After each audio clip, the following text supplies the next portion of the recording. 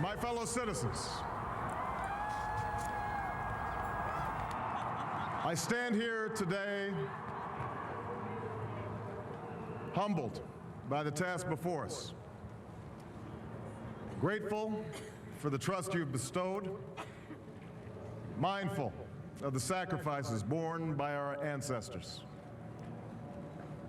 I thank President Bush for his service to our nation.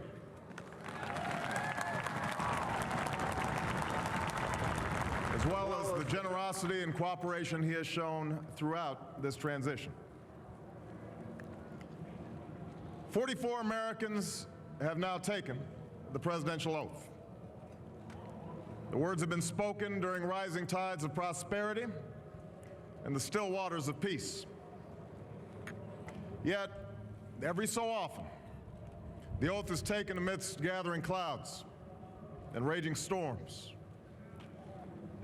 At these moments, America has carried on not simply because of the skill or vision of those in high office, but because we, the people, have remained faithful to the ideals of our forebears and true to our founding documents.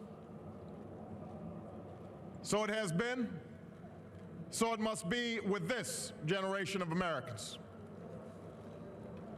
That we are in the midst of crisis is now well understood. Our nation is at war against a far-reaching network of violence and hatred.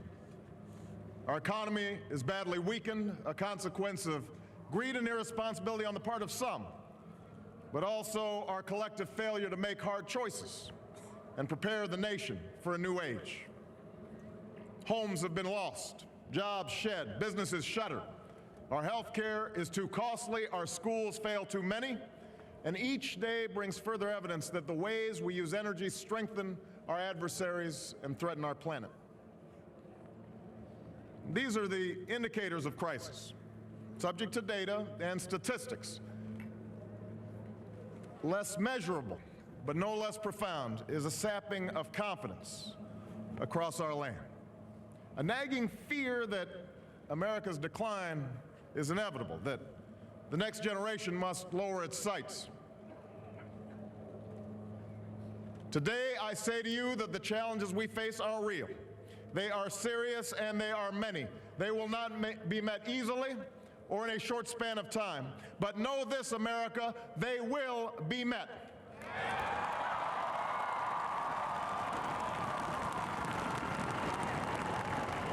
On this day, we gather because we have chosen hope over fear, unity of purpose over conflict and discord.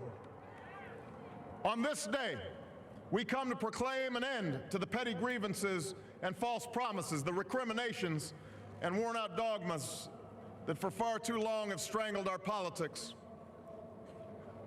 We remain a young nation, but in the words of Scripture, the time has come to set aside childish things.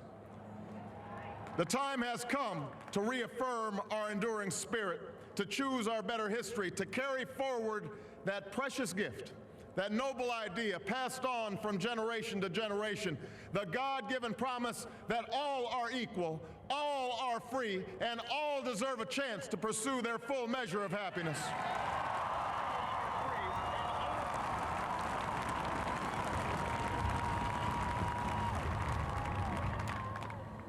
In reaffirming the greatness of our nation, we understand that greatness is never a given.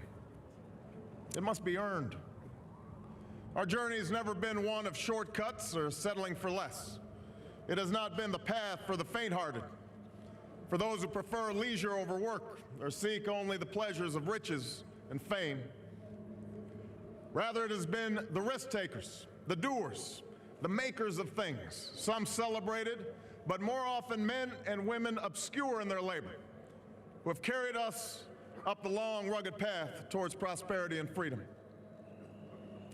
For us, they packed up their few worldly possessions and traveled across oceans in search of a new life. For us, they toiled in sweatshops and settled the West, endured the lash of the whip, and plowed the hard earth. For us, they fought and died in places like Concord and Gettysburg Normandy, and Khe Sanh.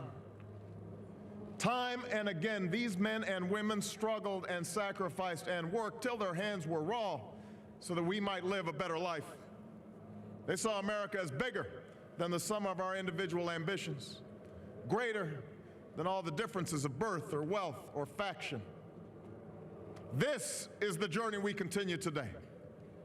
We remain the most prosperous, powerful nation on earth. Our workers are no less productive than when this crisis began. Our minds are no less inventive, our goods and services no less needed than they were last week or last month or last year. Our capacity remains undiminished. But our time of standing pat, of protecting narrow interests and putting off unpleasant decisions, that time has surely passed. Starting today, we must pick ourselves up, dust ourselves off, and begin again the work of remaking America.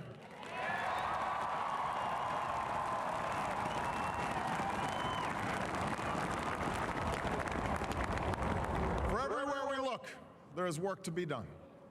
The state of our economy calls for action, bold and swift, and we will act, not only to create new jobs, but to lay a new foundation for growth. We will build the roads and bridges, the electric grids and digital lines that feed our commerce and bind us together.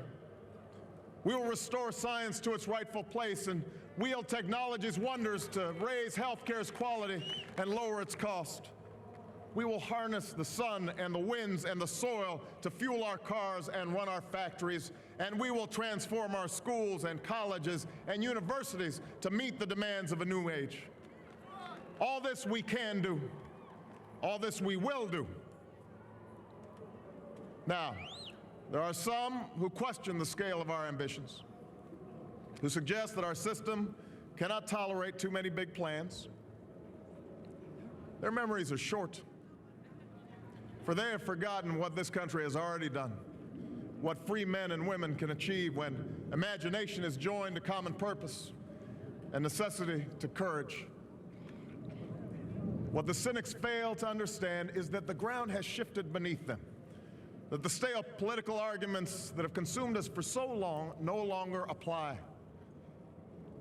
The question we ask today is not whether our government is too big or too small, but whether it works, whether it helps families find jobs at a decent wage, care they can afford, a retirement that is dignified. Where the answer is yes, we intend to move forward. Where the answer is no, programs will end. And those of us who manage the public's dollars will be held to account to spend wisely, reform bad habits, and do our business in the light of day, because only then can we restore the vital trust between a people and their government.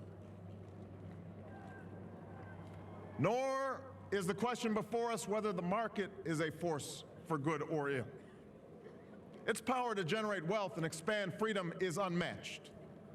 But this crisis has reminded us that without a watchful eye, the market can spin out of control. The nation cannot prosper long when it favors only the prosperous. The success of our economy has always depended not just on the size of our gross domestic product, but on the reach of our prosperity, on the ability to extend opportunity to every willing heart, not out of charity, but because it is the surest route to our common good.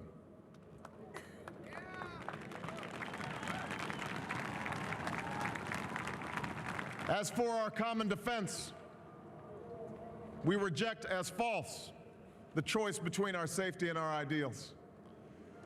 Our founding fathers, faced with perils that we can scarcely imagine, drafted a charter to assure the rule of law and the rights of man, a charter expanded by the blood of generations. Those ideals still light the world, and we will not give them up for expedience sake. And so, to all the other peoples and governments who are watching today, from the grandest capitals to the small village where my father was born, know that America is a friend of each nation and every man, woman, and child who seeks a future of peace and dignity, and we are ready to lead once more.